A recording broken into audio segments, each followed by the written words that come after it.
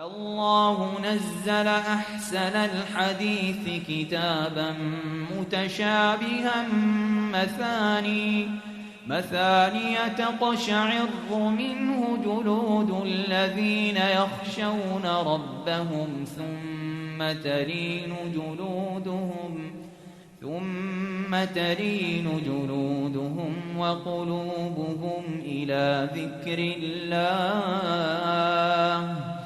ذلك هدى الله يهدي به من يشاء ومن يضلل الله فما له من هاد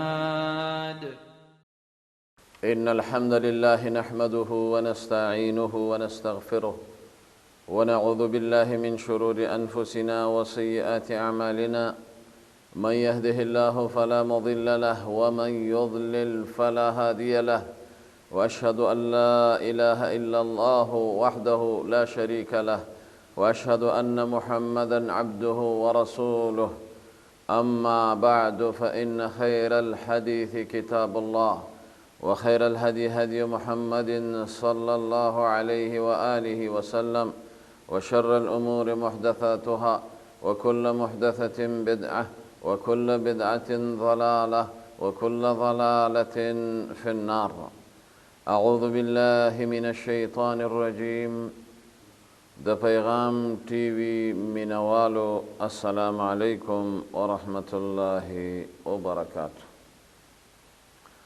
زمونږ استاسو درس هغه د نن ورځې په دې باره کې دی چې د لمونځ واجبات لکه څنګه چې دا لمونځ مشتمل دی په شروطو سره ارکانو سره دغه شانته په دې کې واجبات دي ضروریات او لازمی مسائل دي او واجب دا په دې لمانځه کې تقریبا 8 ښودل شوي دي او دا واجبات په لمانځه کې د دې زده کول او د دې یادول او په دې باندې علم راوړل دا د هر مسلمان وظیفه ده او صفت ده د دې وجې نه هغه لمونځ چې لمونځ کې خشوع وي خضوع وي عاجزي وي او د لمانځه پوره اهتمام کول وي نو هغه لمونځ الله سبحانه وتعالی ته منظور او مقبول دی نو ځکه الله سبحانه وتعالی فرمایلی دي قد افلح المؤمنون الذين هم في صلاتهم خاشعون یقینا کامیاب او رستګار دي هغه خلک هغه منځګزار چې هغوی په دې خپلو منځونو کې خشوع لري خضوع لري د دې لمنځونو اهتمام کوي الله سبحانه وتعالی فرمایلیم دي الذين يؤمنون بالغیب مؤمنان هغه خلک دي چې په غیب ایمان لري ويقيمون الصلاة ومما رزقناهم ينفقون او کوم چې مونږه دوله ورکړي د هغې خرچ کوي او دغه شانته د لمنځونو ادایګي کوي د دې وجې نه لمونځ دا یو اهم عبادت دی او دومره اهم عبادت دی چې د دې په عبادت کولو سره الله سبحانه وتعالی ته تقرب حاصلیږي او دغه شانته د الله سبحانه وتعالی نه مدد په دې سره غوښتلی کېږي واستعینوا بالصبر والصلاة وانها لکبیرة الا علی الخاشعین د الله نه مدد وغواړئ په دې لمونځ سره او په صبر سره او یقینا دا لمونځ بوج نه دی او مؤمنانو باندې هغه ډېر آسانه دی او دا بوج په هغه چا دی چې مؤمن نه وي ایمان پکې نه وي الا علی الخاشعین چا کې خشوع وي خضوع وي منځ اور باندې بوج نه بلکې مونږ دغه د سترګو یخوالی دی.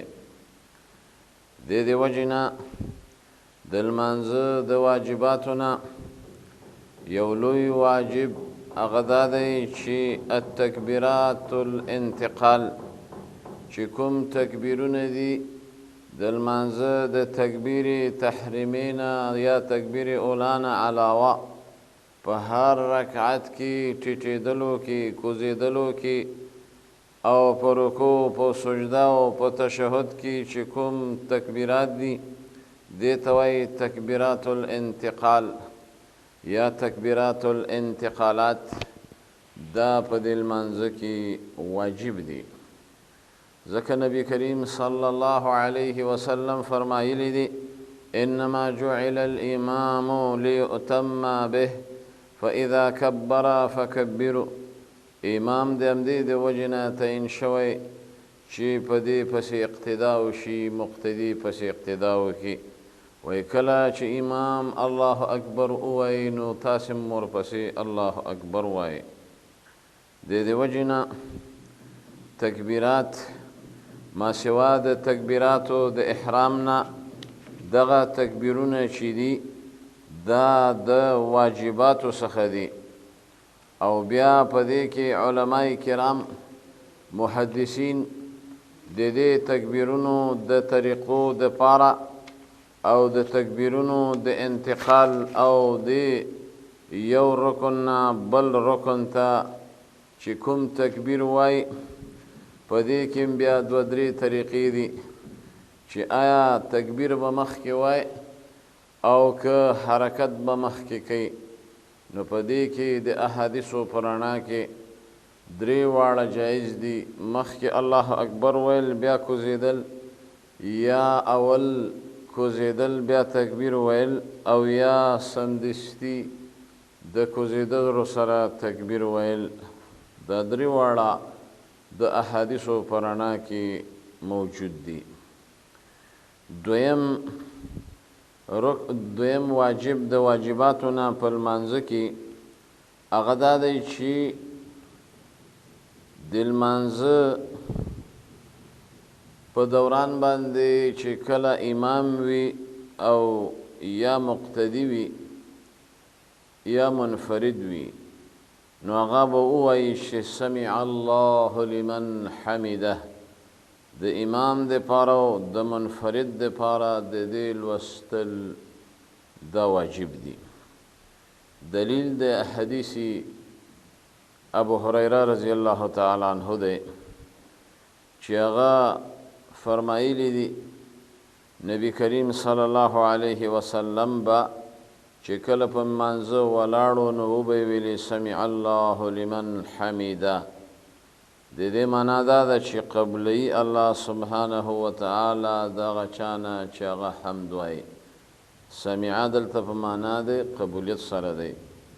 لقد سمع الله قول التي تجادل في زوجها. التم معنا ده سمع معنا ده قبیله، ځکه الله خو اوري لیکن مطلب پکې قبلېدل دی.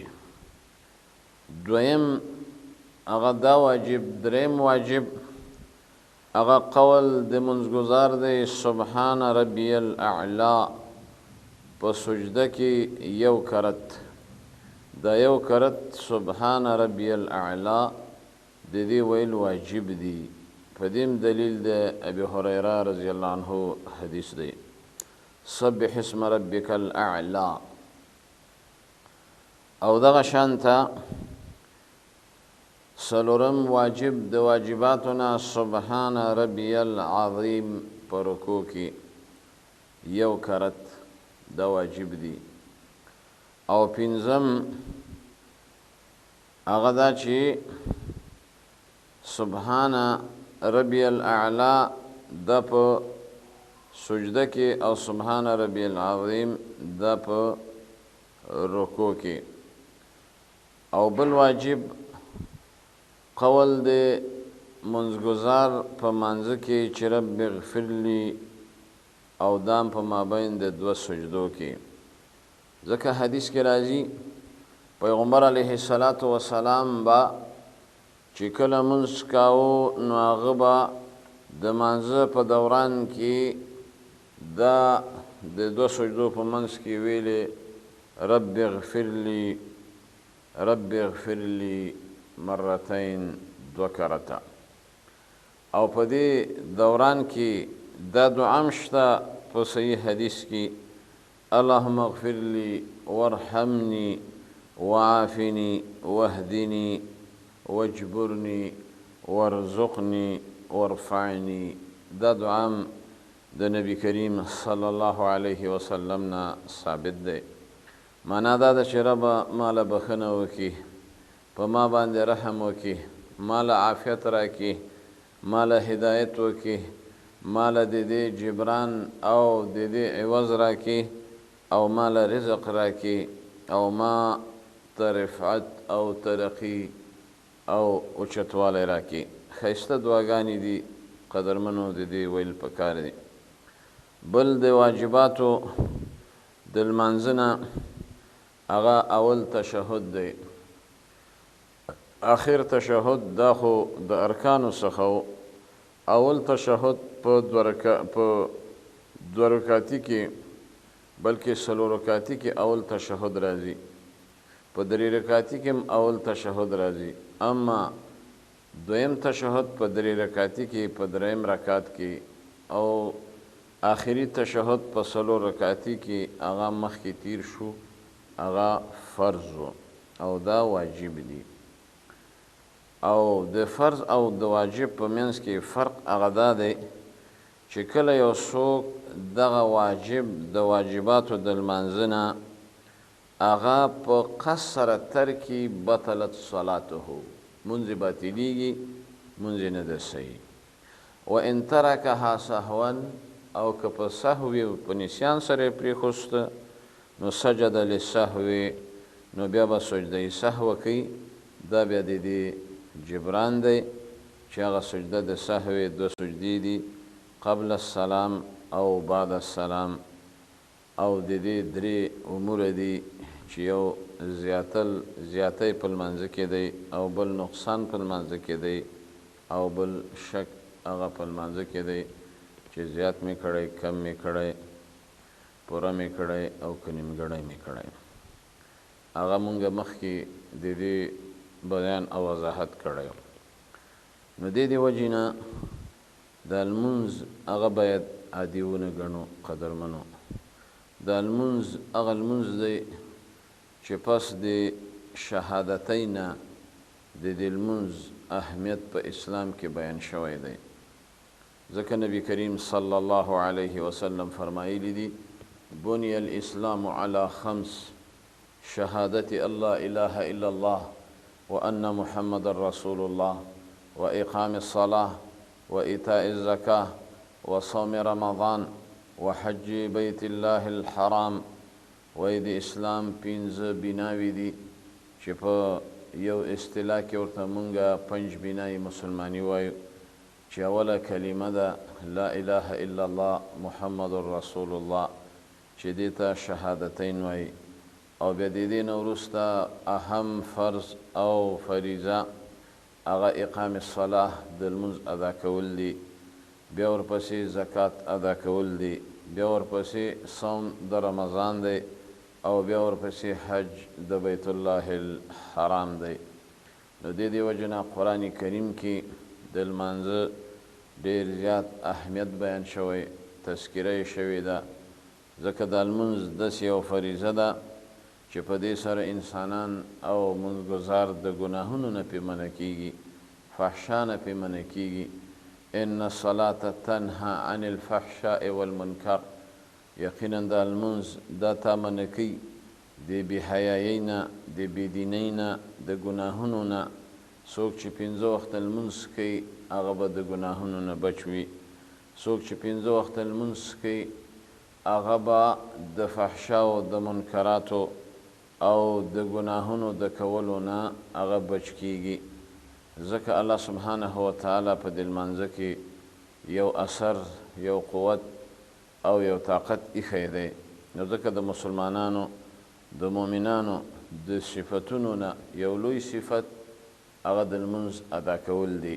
د دې وجې نه پیغمبر علیه الصلاة والسلام هغه په هیڅ یو داسې عمل باندې په ترک باندې دومره وعید نه ده ذکر کړی لکه چې کوم په لمانځه باندې ذکر کړی. په یو حدیث کې راځي پیغمبر علیه السلام فرمایي وایي کله مې زړه غواړي چې زه د هغه خلکو کورونو ته ورشم چې هغوی لمونځ ته نه حاضرېږي، لمونځونه نه کوي، مسجد ته نه راځي، او زه یو کس هغه جمع ته مخکې کړم او بیا زه ځوانانو ته ووایم چې خس و خاشاک را جمع کوي او د هغه خلکو کورونه ورباندې وسوځوم چې کوم خلک مانځه ته نه حاضرېږي. فلأحرقن علیهم بیوتهم.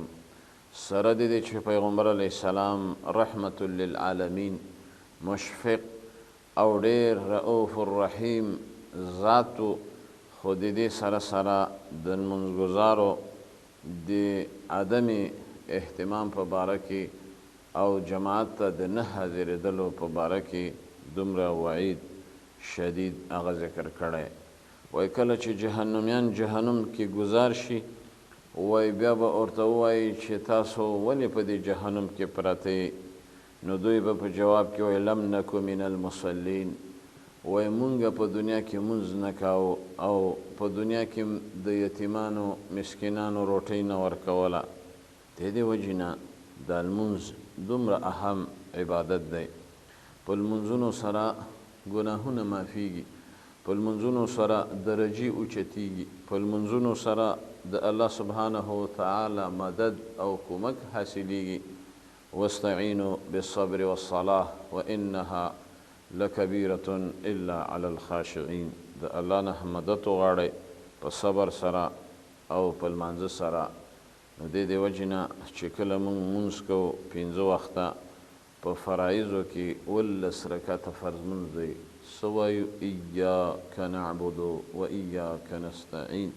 وربه مونږه خاص ته عبادت کوو او خاص تانه مونږه مدد غواړو، استعانت غواړو، کومک غواړو. نو د دې وجې نه وایي که سړی لمونځ کوي او قسم وکړي چې ما د الله سبحانه وتعالی سره خبرې وکړې نو دی نه حانیسېږي. دا بلکل په خپله خبره کې صادق دی. ځکه ته وایي الحمدلله رب العالمین. جمله ثنا او صفت ټول هغه الله لره دي چې پالونکی د مخلوقات دی. الرحمن الرحیم، عام مهربان دی، خاص مهربان دی. مالک یوم الدین، واکدار دی د ورځې د جزا. نو دا صفتونه کوي د الله او بیا یسته الله ته خطاب کوي. الله خپل مخاطب ګرځي ایاک نعبد و ایاک نستعین اهدنا الصراط المستقیم. او د نیغې لارې سوال هم ترې کوي د استقامت. نو الله سبحانه وتعالی دې موږ او تاسو له په دې خبرو باندې عمل نصیب کړي او الله جل شانه دې زموږ او ستاسو دغه لمونځونه چې کوئ مشتمل په فرایضو، ارکانو، شروطو، واجباتو، مستحباتو، د دې ټولو د عمل کولو توفیق هغه نصیب کړي او نورم په الله سبحانه وتعالی سپارم تر بلې حلقې پورې فی امان الله سبحانه وتعالی. الله نزل أحسن الحديث كتابا متشابها مثاني تقشعر منه جلود الذين يخشون ربهم ثم تلين جلودهم وقلوبهم إلى ذكر الله ذلك هدى الله يهدي به من يشاء